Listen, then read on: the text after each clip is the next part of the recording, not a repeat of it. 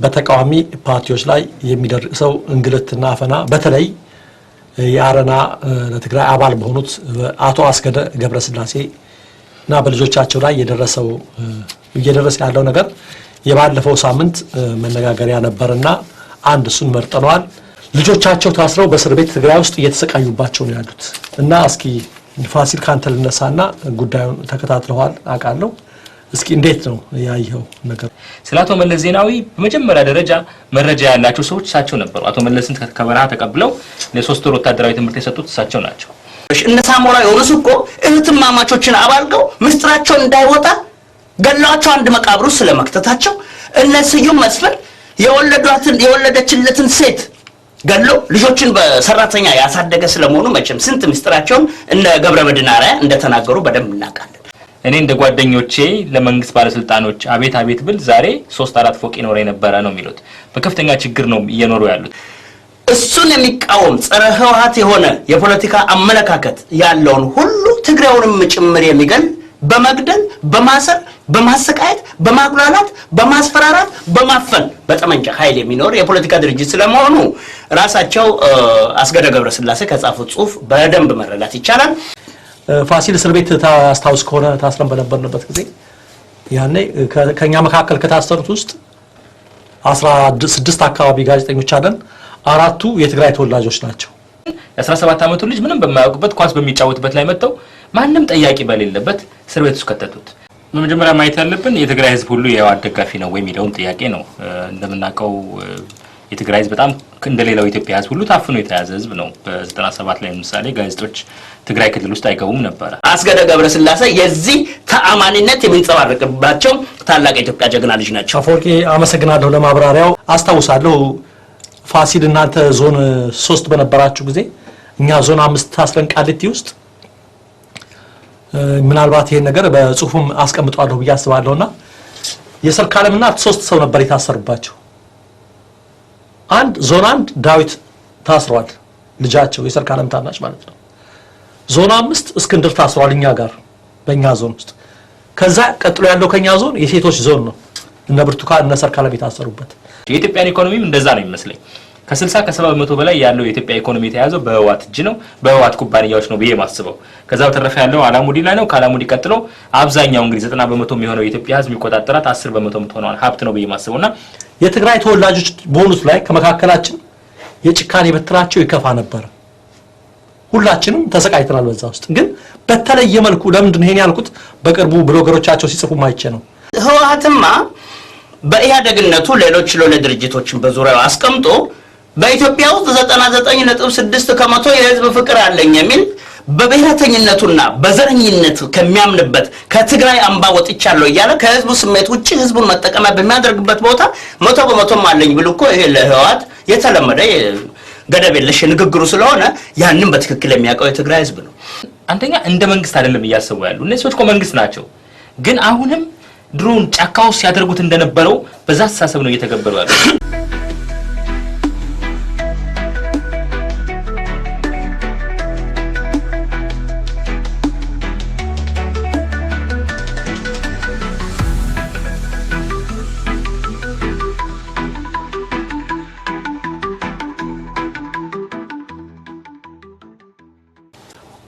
አቶ አስገደ ገብረስላሴ ህወሓት የህዝባዊ ወያነ ሓርነት ትግራይ መስራች የነበሩ የቀድሞ ታጋይ የነበሩ ሰው ናቸው።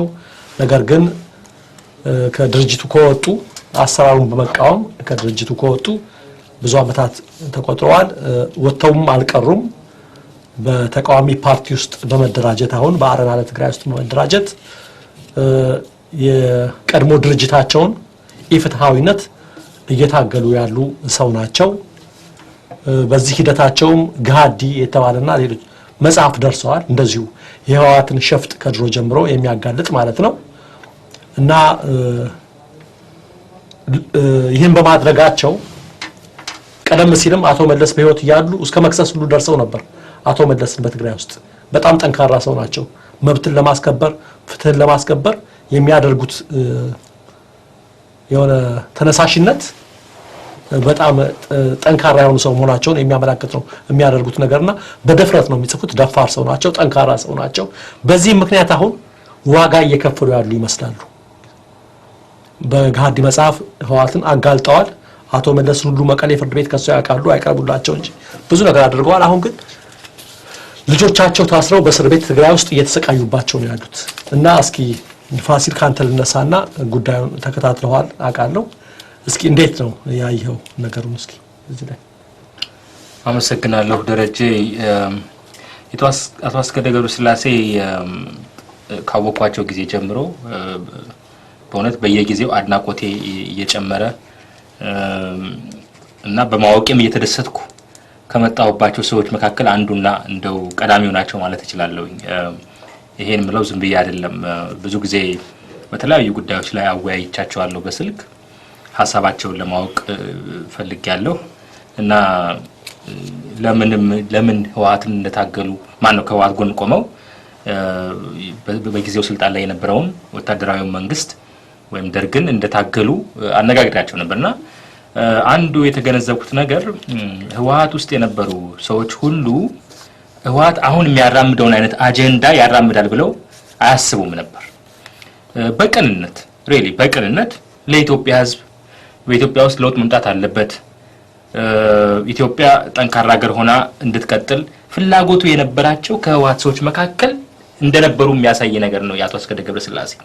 ሁሉም የህወሓት ሰዎች አጥፊዎች አለመሆናቸውን የሚያሳይ ነገር ነው።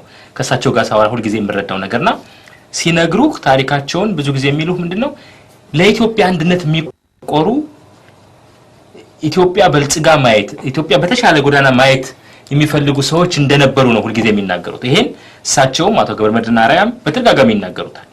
እነዚህ ሰዎች ግን መስዋዕት ሆነዋል፣ ብዙዎቹ ተገለዋል። ምክንያቱም አሁን በስልጣን ላይ ያሉት ሰዎች ሁሉም ሰው እንደሚለው ጸረ ኢትዮጵያ አጀንዳ ያላቸው በመሆኑ እንዲህ አይነት ኢትዮጵያዊ አጀንዳ ያላቸውን ሰዎች ሁሉ እያስወገዱ ዓላማቸውን ሳያሳኩ በአጭር ተቀጭተው እንዲቀሩ ያደረጉበት ሁኔታ አለ። አቶ አስገደ ገብረስላሴ መጽሐፋቸውም ላይ በመታነብበት ጊዜ በመታናገራቸውም ጊዜ አጠቃላይ በትግራይ ውስጥ የተፈጸሙ በህወሓት ትግል ወቅት የተፈጸሙ በደሎችን በሙሉ ዘርዝረው አቅርበዋል። ስለ አቶ መለስ ዜናዊ በመጀመሪያ ደረጃ መረጃ ያላቸው ሰዎች እሳቸው ነበሩ። አቶ መለስን ከበረሃ ተቀብለው ለ3 ወር ወታደራዊ ትምህርት የሰጡት እሳቸው ናቸው። ነገር ግን እኚህ ጠንካራ ታጋይ ስልጣን ከያዙ በኋላ የአንድ ወር ደሞዝ ሳይበሉ በቀጥታ የህወሓት አካሄድ ስላላስደሰታቸው በተለይ በኢትዮጵያ ሉዓላዊነት ላይ የያዘው አቋም ስላላስደሰታቸው በቀጥታ ወደ መቃወም ነው የገቡት። ይሄን ደግሞ ህወሓትን አላስደሰተውም። እሳቸው ግን እንደሌሎቹ እንደውም አሁን አንድ ቃለ ምልልስ ላይ ምንድነው ያሉት?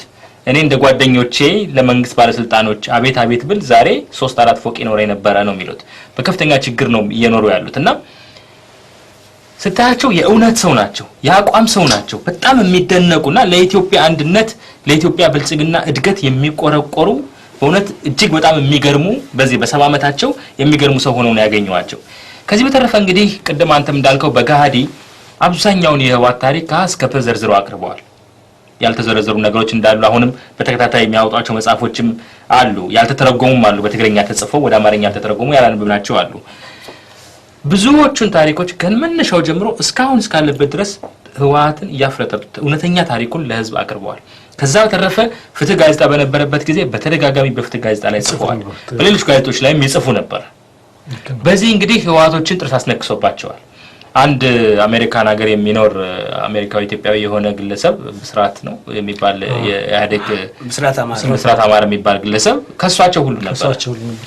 አዎ በዛ ምክንያት ነው እንግዲህ አቶ መለስ ዜናዊንም እንደ ዋስ ሁሉ እንደ ሊያቀርቡ የፈለጉት ነው። አዎ ብዙ ችግር ደርሶባቸዋል። ያ ሁሉ በደል ደርሶባቸው አሁን እሳቸው ማጥቃት ሳይችሉ ሲቀሩ ከሁሉም በላይ በጣም ታሞ በነበረበት ጊዜ መታከም አልችሉ ሲሉ በውጭ ሀገር የሚገኙ ኢትዮጵያውያን ወጫቸውን ሸፍነው ስላሳከሟቸው የህወሓት ባለስልጣናት በከፍተኛ ደረጃ አንገብግበዋል። መቀሌ ውስጥ ትግራይ ውስጥ ያላቸውን ድጋፍ ሲያይ የህወሓት ባለስልጣኖችን አናዷል።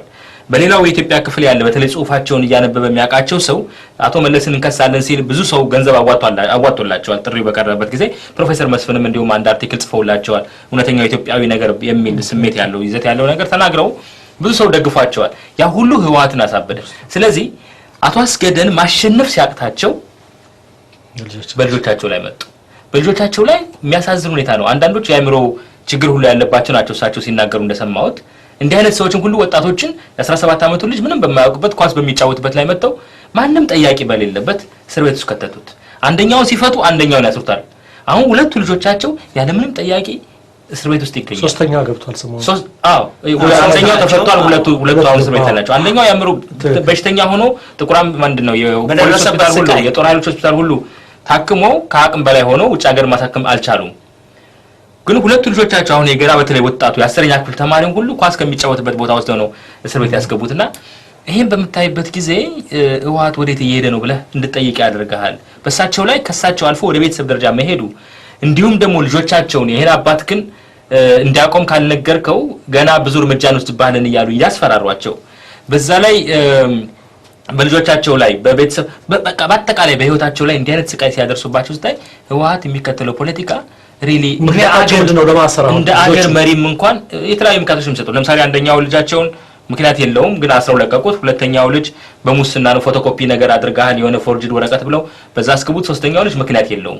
ሄደው ሲጠይቁ እንደውም የፖሊስ አዛዡ እያሳዩ ለአቶ አስገደን እያሳዩ አንተም እዚህ ትገባለህ እያሉ ያስፈራሩት ነበር የክልሉ የፖሊስ አዛዥ። ይሄ በመታይበት ጊዜ ቀጣ በቀል ነው። ምንም ምክንያት የላቸውም። ያስሯቸውን ይፈቷቸዋል። ይሄ ሁሉ አቶ አስገደን ለማናደድ ነውና ዋናው ኢሹ ግን ምንድነው ብለህ በመታይበት ጊዜ ይሄ የህወሓት እንትን አንደኛ እንደ መንግስት አይደለም እያሰቡ ያሉ እነዚህ ሰዎች እኮ መንግስት ናቸው። ግን አሁንም ድሮን ጫካው ሲያደርጉት እንደነበረው በዛ ተሳሰብ ነው እየተገበሩ ያሉት። በቀል ደግሞ ባንተ ላይ ማረፍ ሲገባው ወደ ልጅህም እየመጣ ነው። ይሄ ደግሞ ያስገደ ልጆች እነዚህ ዛሬ የተበቀሏቸው ሰዎች ያስገደ ልጆች የልጅ ልጆች ስም ብለው አያዩ ነገ ምክንያቱም አንተ ያባትክን ገዳይ ስም ብለህ አታዩ። አትሊስት ያሰው ይቅርታ እስኪጠይቅ ድረስ አስፈላጊውን እርምጃ ልትወስዱ ትችላለህ። በቀሉ ከህወሓት ታጋዮች አልፎ ወደ ልጅ ልጅ እየሄደ አደገኛ የሆነ መርዝ በዛ ህዝብ ላይ እየተተከለ እንዳለ ይሰማኛል። በቀላሉ የሚቆም ነገር አይደለም። ያስገደ ልጆች ያስገደ ደጋፊዎች ይሄን ዝም ብለው ያዩት እንዴ በሚያረጉት ልጆች ላይ ሁሉ ቂም ይያዛል። ልጅ ለልጅ ይጣላል። በአባት ላይ ቢቆም አልቻለም። የህወሓት ታጋዮች በዛን ዘመን የነበሩ ትርትርታቸው ተሻኮቱ። ኦኬ ነገሩ አበቃ። ግን አሁን የነስየ ልጆች የናስገደ ልጆች እዛ ተገንጥለው የወጡ ልጆች የነመለስ ዜናዊን ዘሮች ዝም ብለው አያቸው ልጆቻቸው ነው ማለት እና ይሄ ለዘላለም የሚቆይ ማለት ለረጅም ጊዜ የሚቆይ እጅግ በጣም መጥፎ ጠባሳ እየጣለ የሚያልፍ አካሄድ ነውና ህወሓት ለጊዜያዊ ጥቅም ለብቀላ ብሎ የሚወስደው እርምጃ ሪሊ በዛ ህዝብ ላይ ከፍተኛ ጠባሳና መከፋፈል ጥለው የሚያልፍ ነው ብያስባለሁ። አመሰግናለሁ ፋሲል። ጥሩ አድርገህ ነው ግንዛቤ ሰጠህን በጉዳዩ ላይ ያስጨበጥከን። ህወሓት በትግራይ ሙሉ በሙሉ 100% ድጋፍ አለኝ ነው የሚለው አፈወርቅ እንግዲህ እንደምታውቀውና ባለፈውም ጊዜ አረጋ ዮሐንስ የተባለ በምርጫ 2000 የተገደለ ወጣት አለ። በሁሉም የተቃዋሚ ፓርቲዎች ላይ ግድያው አፈናው እንዳለ እናውቃለን። በተለየ መልኩ አሁን ትግራይ ላይ አሁን ፋሲል ያነሳው አቶ አስገደ ላይ ይሄን ያህል ነገር በልጆቻቸው ሁሉ እስከ መምጣት እሳቸውን ቢያስራቸው ነው አይደንቀኝም ነበር። በልጆቻቸው ላይ 3 ልጆችን ማሰር አከታትሎ ምናልባት እዛ ያለው ሁኔታ ስላሰጋው ነው ብለህ ታስባለህ? በትግራይ ውስጥ ያለው እንቅስቃሴ አረና ፓርቲም ሆነ ሌሎች አካሎች እንቅስቃሴ ያደርጋሉ በአሁኑ ሰዓት እንሰማለን። ጥሩ ያ ስላሰጋው ነው ወይስ ምንድነው?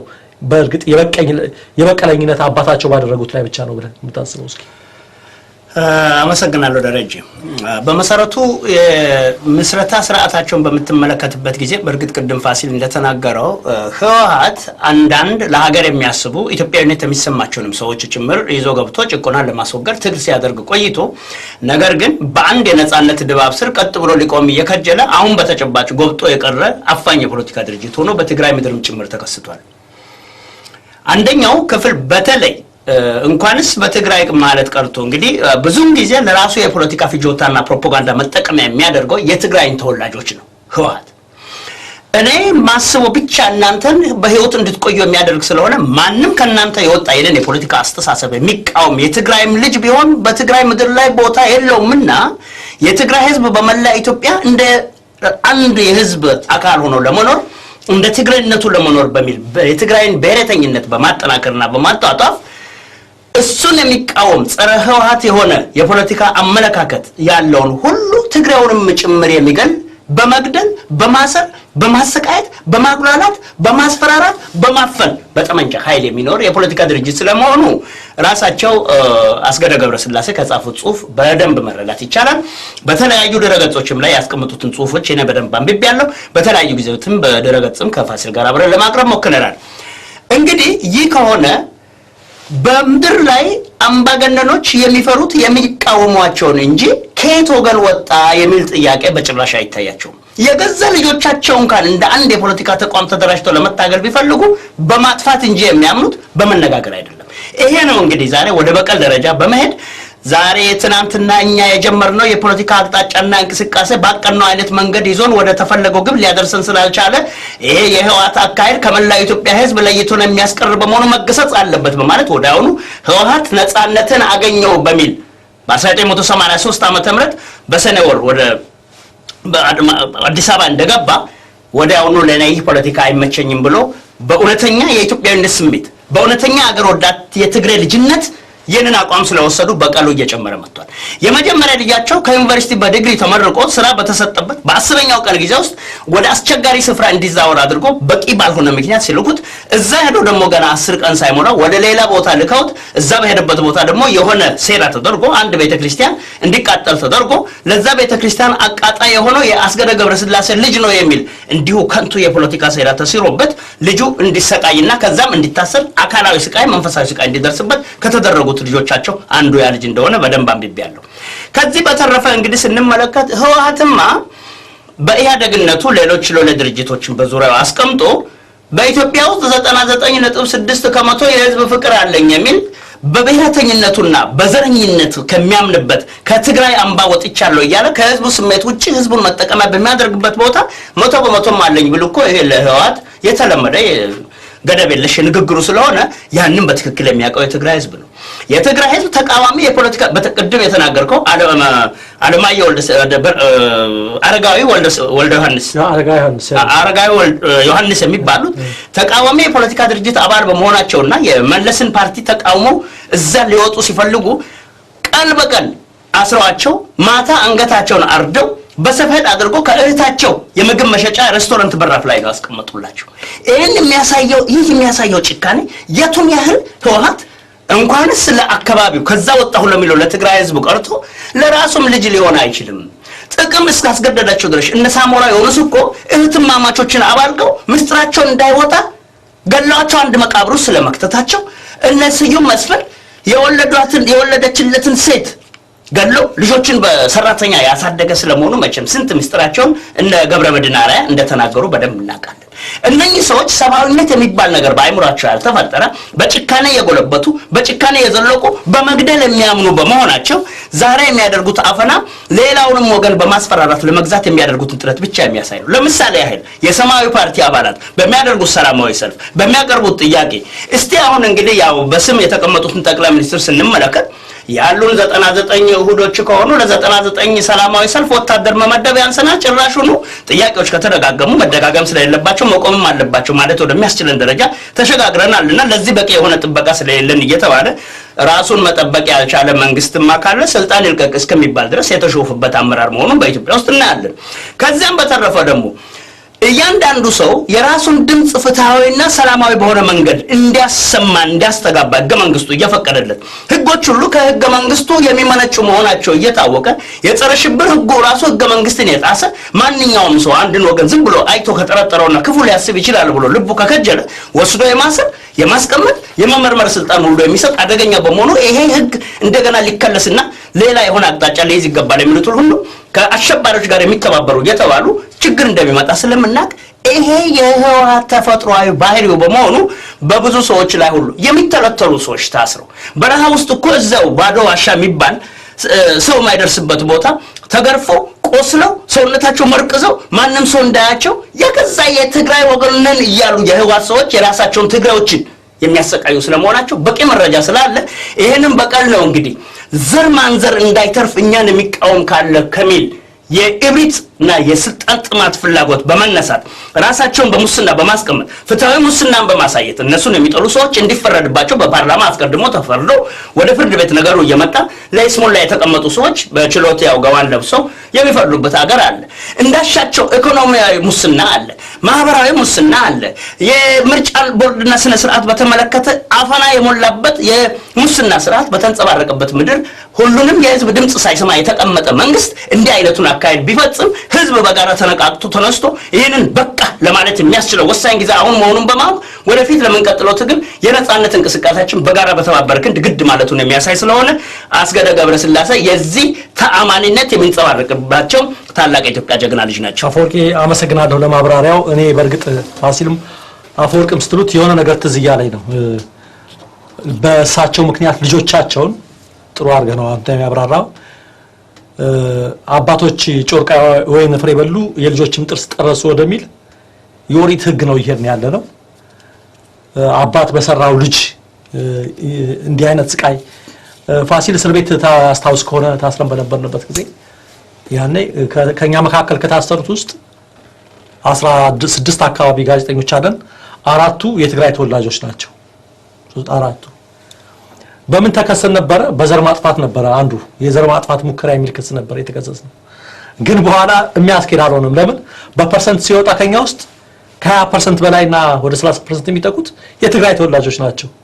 እና እነ ዶናልድ ዴቪ ነው ሁሉ መጣው አናግረው ነበርና ይሄን ብለዋቸው እንደ የራሳቸውን ዘር ሊያጠፋ አይችሉምና ያው በኋላ ላይ አስተካከሉት። ዘር ማጥፋት ሙከራ ምን አሉት ብቻ ውልሽሻለ ክስ ቀርቦብን ነበርና ግን ምን ታዘብ ነበር ፋሲል ካስታወስክ ምናልባት አላቀም የትግራይ ተወላጆች በሆኑት ላይ ከመካከላችን የጭካኔ በትራቸው ይከፋ ነበር። ሁላችንም ተሰቃይተናል በዛ ውስጥ። ግን በተለየ መልኩ ለምንድን ነው ይሄን ያልኩት? በቅርቡ ብሎገሮቻቸው ሲጽፉ ማይቼ ነው። አረና የውስጥ ጠላት ነው ብለው የጻፉ ሰዎች አይቻለሁ። እስከዚህ ድረስ ነው የሚያዩት። የውስጥ ጠላት ነው፣ እንደ ክህደት ነው፣ እንደ ትሪዝን ነገር ነው የሚያዩቸው። ከትግራይ ተቃዋሚ በሚሆኑበት ጊዜ ልክ አገሬ ካደ አይነት አድርገው ነው የሚመለከቷቸውና አስታውሳለሁ ፋሲል እናንተ ዞን 3 በነበራችሁ ጊዜ እኛ ዞን 5 ታስረን ቃሊቲ ውስጥ ምናልባት ይሄን ነገር በጽሁፍም አስቀምጣለሁ ብዬ አስባለሁና የሰርካለም እናት 3 ሰው ነበር የታሰርባቸው። አንድ ዞን 1 ዳዊት ታስሯል፣ ልጃቸው የሰርካለም ታናሽ ማለት ነው። ዞን 5 እስክንድር ታስሯል እኛ ጋር በእኛ ዞን ውስጥ። ከዛ ቀጥሎ ያለው ከኛ ዞን የሴቶች ዞን ነው። እነ ብርቱካን እነ ሰርካለም የታሰሩበት የተሰጠው ጥየቃ ሰዓት ፋሲል እንደምታስታውሰው አንድ ሰዓት ነው የጥየቃ ሰዓቱ። በዛች አንድ ሰዓት ከአንድ ዞን አንድ ዞን በርቅ ነው በእግር ነው የምትሄደው ቃሊቲ ውስጥ። 3 ልጅ ሲጠይቁ ሰዓቱ ያልቃል ራሱ ሲመላለሱ። በጣም የሚያሳዝኑ እንግዲህ ከነ ሰርካለም ከነ ዳዊት ከነ እስክንድር በላይ ታስረው የነበሩት የሰርካለም እናት የእስክንድር እናት ነበሩ። የሚያሳዝኑ 3ቱንም ሲጠይቁ ሲንገላቱ ለ3ቱም ስንቅ ይዘው ተሸክመው በእንግዲህ ተመልከተው 2 ዓመት ሙሉ ነው እና ቤተሰቦች ያን ያህል መንገድ መተው በታክስ በባስ መተው ያን ሲጠይቁን አንዴ ፖሊሶቹ ደግሞ አንዳንድ ፖሊሶች አሉ በጣም ኃይለኛ ፖሊሶች እዛው የበለጠ ስልጣን ያላቸው ማለት ነው ጠራፊ የሚባሉት በማን ይናደዱ ነበር? በሳቸው ይናደዱ ነበር ወይ እንዴት የትግራይ ተወላጆች ሆነው ስርዓቱን እንዲህ አይነት ልጅ አፈራሽውን አይገባም ብቻ አንዴ እስክንድርንኛ ዞን ጋር ይጠይቁታል። ጠይቀው ተፈቅዶላቸዋል 3ቱም ዞን ለመግባት ማዘር። ቀጥሎ ማን ነው የሚጠይቁት? ሰርካለም ነው የሚጠይቁት። ሰርካለም ጋር ሊገቡ ይጠይቁ ሲሉ አንሰተው አትሄጂም አላቸው አንቺ ብሎ እንደኔ ከተፈቅዶ አትሄጂም ምናምን ብሎ ልክ እንደ አንቺ ያለ እንደ ትንሽ ልጅ ሲሰድባቸው ትይዝ እንደዚህ መጨረሻ ላይ ራሴን ነው መቆጣጠር ራሱ አልቻልኩም ነበር እዛ ላይ እና ያው እንግዲህ እዛው ግጭ ተበንተን ለምንድን ነው መሰድባቸው እናት ይሆናሉ በሚል ኃይለኛ ጠብ አንቺ ስንቄን ምንትን ሳልል በጣም ተጨቃጨን ተሰዳደብን። ያው ተመለሰን። ስንመለስ በጣም እሱ እዛ ጠርናፊ ነው ለአስተዳደሩ ከሰሰኝ ቃሊቲ ለአቶ አፈወርቅ ለዛ ጥበቃ ክፍል ኃላፊው ለነ የማነ ከሶ በኋላ ፕሮፌሰርም ምንም ያው በአግባብተው ወደ ሌላ ዞን ነው የሚቀይሩ ወደ ሌላ ወደዚህ ወደ መጥፎ ዞን ይቀይሩሃል እንድተኛና እስከዛ ድረስ ነው ምን ብለው ይናደዳሉ። ምን ለማለት ፈልጌ ነው በጣም ከሌሎቹ ጥያቄዎች ላይ በሳቸው ላይ አመረውባቸው ነበር ጨክነውባቸው ነበር። የትግራይ ተወላጅ ነው ተቃዋሚ ከሆነ አገር ከዳ ብለው ያስባሉ። ይሄን ነገር ስላስተዋልን ነው በእስር ቤትም በኩል በነበርንበት ጊዜ ትግራይን ከዳ ከሃዲ ነው የሚሉት እንደውም ከሃዲ ይሄ ከሃዲ ይሁዳ ነገር ነው የሚሉት እና ቀድም ያልኩ ነው ብሎገሮቻቸው አሁን በቅርቡ ሲጽፉ ይሄን ነገር ያስታወስኩት አረና የውስጥ ጠላት ነው አሉ። እንዴ ዋዳዚት ምን ሌሎቹና አንድነት ፓርቲ እና ሰማያዊ ፓርቲ ወራሪዎች ናቸው ማለት ነው። ግራ የሚያጋባ ነገር ነው። ይሄን እስከዚህ ድረስ ነው የሚያስቡት አንዳንድ ጊዜ የህወሓት አባላት እስከዚህ ድረስ ነው የሚያስቡት እስከዚህ ድረስ ነው የሚያጠቡት ነገር ነው ማለት ግን ዞሮ ዞሮ እንደምንከታተለው በትግራይ ውስጥ አሁን ያለው የመነቃቃት የትግል ሁኔታ አሁን በሚያደርጉት ነገር እነሱ አባት ያስወስከደ ልጆች በማሰር ሌላው እንደዚህ በተናጠል በመምታት በብቀላ በመምታት ሊያቆሙት ይችላሉ ብለህ ታስባለህ? ሊያዳፍኑት ይችላሉ ብለህ? በመጀመሪያ ማየት ያለብን የትግራይ ህዝብ ሁሉ የህወሓት ደጋፊ ነው ወይ የሚለውን ጥያቄ ነው። እንደምናውቀው የትግራይ ህዝብ በጣም እንደሌላው ኢትዮጵያ ህዝብ ሁሉ ታፍኖ የተያዘ ህዝብ ነው። በ97 ላይ ለምሳሌ ጋዜጦች ትግራይ ክልል ውስጥ አይገቡም ነበር። እዛ አካባቢ የነበረው የመብት አፈናም በጣም ከፍተኛ ነበር። በምርጫ 2002 ላይም አይተናል። ብዙ የትግራይ ሰዎች እየታሰሩ የተገደሉ ቅድም አንተ የጠቀስከውን ግለሰብም እንደዚሁ እና ሌሎችም እንዲሁም የሚገደሉ ሰዎች አሉ። በአሁኑ ሰዓት እየደረሰ ያለውን እስር ቤቶችን በምናይበት ጊዜ አብዛኛው ሰው ወደ ትግራይ ደፍሮ ስለማይሄድ ምክንያቱም ትግራይ ውስጥ ገብተህ ህወሓትን ብትቃወም ላትመለስ ትችላለህ እና በአንድ በኩል ስታየው ዝም ብሎ ራሱ ነፃ ያወጣ ክልል ነው የሚመስልህ። ስለዚህ ደፍረህ ሄደህ እንኳን እዛ አካባቢ ስራ ለመስራት የማትችልበት ሁኔታ ነው ያለው እና ሪሊ ይሄ ሁሉም ያሳይህ ምንድነው አንድ መንግስት በራሱ የሚተማመን ከሆነ ኮንፊደንስ የሚባለው ነገር ማለት ነው በእንግሊዝኛው ካለ ነፃ ያደርገዋል። ለምን ህዝብ ይደግፋል ማለት ነው። ህዝብ ካልደገፈ ግን ህዝቡን ለመያዝ የግድ ያፈና ስርዓት ነው መከተል ያለብንና ህወሓት አጠቃላይ አገሪቱን በተለይም ደግሞ የትግራይን አካባቢ ህዝብ አፍኖ ይዞታል። ምንም እንደ መውጫ ቀዳዳ ያሳጣው ሁኔታ ነው ያለውና እኔ ትግራይ ውስጥ አንድ ችግር ቢፈጠር ወዲያውኑ እንደሌላው የኢትዮጵያ ክፍል ሁሉ ህወሓትን እኔ አንቆ ለፍርድ የሚያቀርበው ነው ይመስለኝ። ደግሞ አሁን ለምሳሌ እነ ቲፒዲኤም ምናምን ስታያቸው የዚህ ትሄድን የትግራይ ህዝብ ዲሞክራሲያዊ ንቅናቄ ስታየው ብዙ ሰራዊታቸው ትግራይ እየኮለለ ነው የሚሄደው።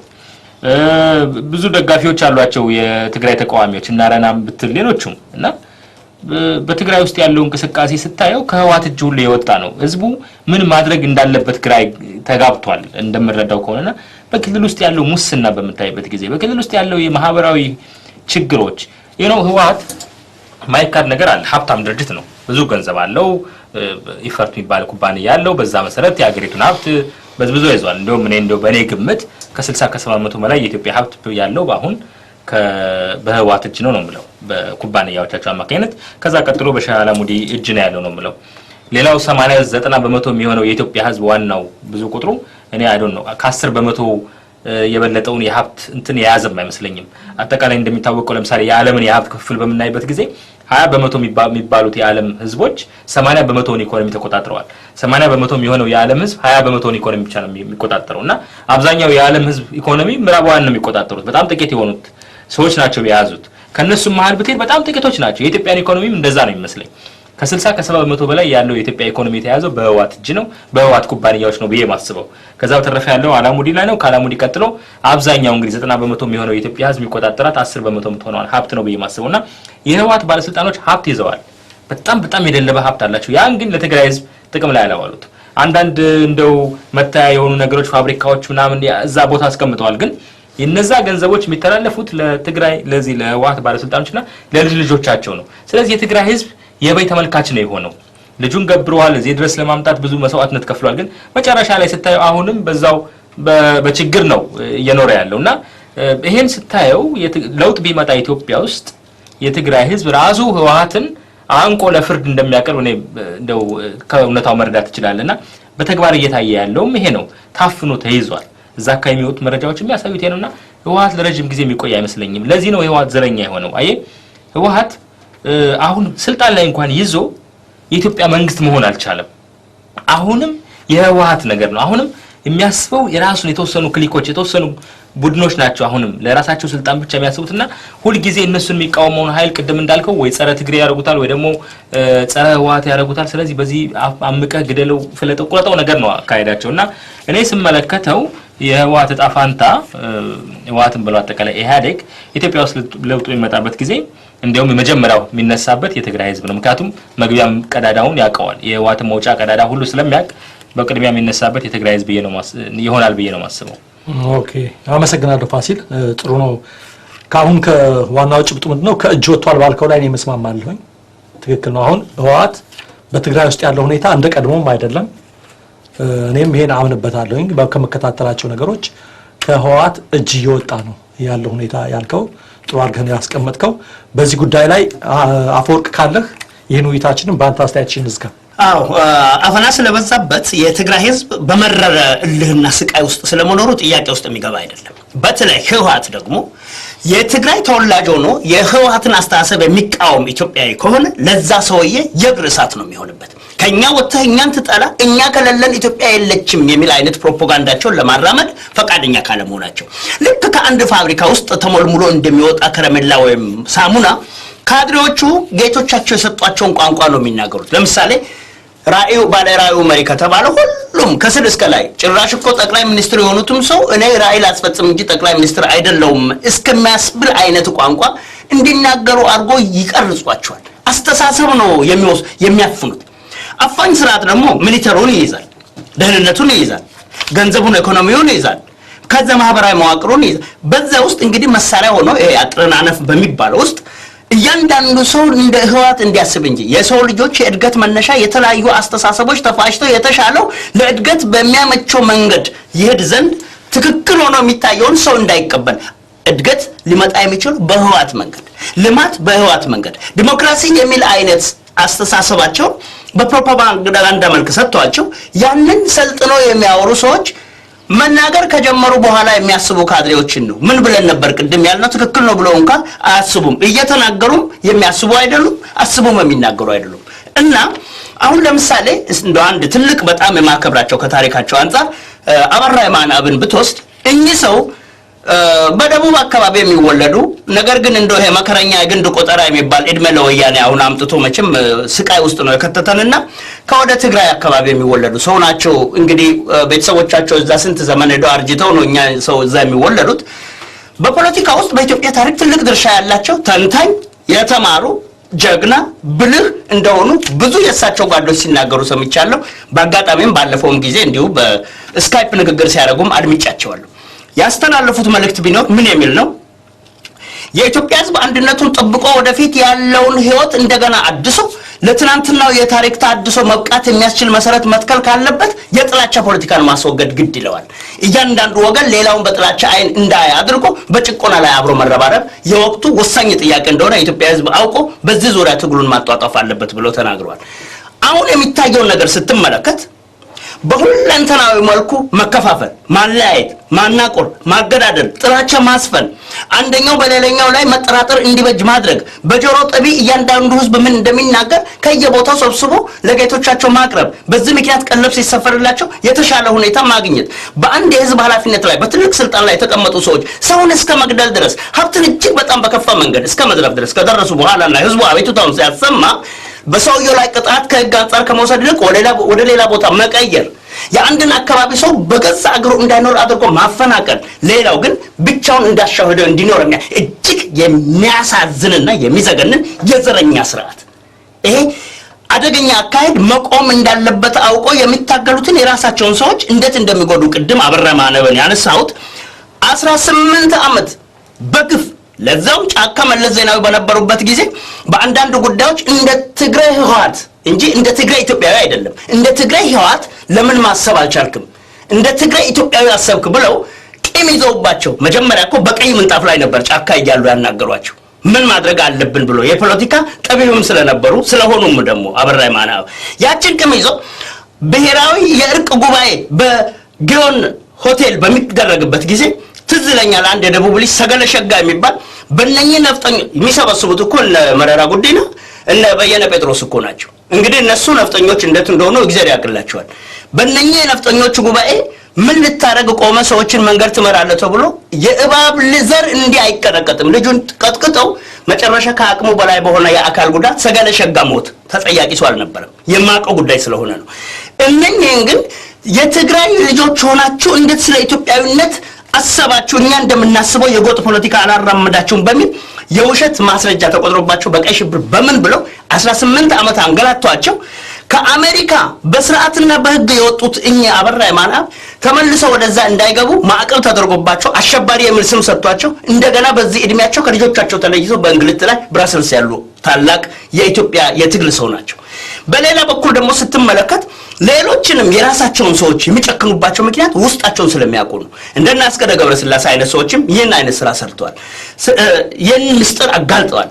እና ለዚህ ነው እንግዲህ ለህወሓት ሁሉ ጊዜ አፈና መሳሪያ አድርጎ የሚያፍን ስርዓት አፈናውን የዘጋው መግላሊት እንዳለ ሲፈናጠር መልሶ እሳቱና የውሃው ፍልቅልቅ እነሱን ነው የሚያቃጥለውና ህዝባችን ይወዳል እያሉኮ ማናቸው የሊቢያው ፕሬዝዳንት ጋዳፊ የኮልት ሽጉጥ አንድ እንኳን ሳባርቁ ቆሻሻ በሚፈስበት ቱቦ ውስጥ ገብተው ነው የተያዙት። አምባገነኖች ሲያወሩ አሁን ኃይለ ማርያም የስድብ ትምህርት ኮርስ የተሰጣቸው ነው የሚመስለው፣ ግን ውስጣቸው ምን እንደሆነ ልባቸው ያውቃልና አምባገነኖች ለራሳቸው የሚያገለግሉ ሰዎች ምን መናገር እንዳለባቸው እንደ ፋብሪካ ዕቃ ይቀርጿቸዋልና የትግራይ ህዝብ ይህንን አፈና ከተቀረው የኢትዮጵያ ህዝብ ጋር በጋራ አሽቀንጥሮ ጥሎ የራሱን ነጻነት በኢትዮጵያ ምድር ላይ እንደሚያውጅ ተስፋ እናደርጋለን። አመሰግናለሁ። አፈወርቅ ጥሩ ነው ያብራራው።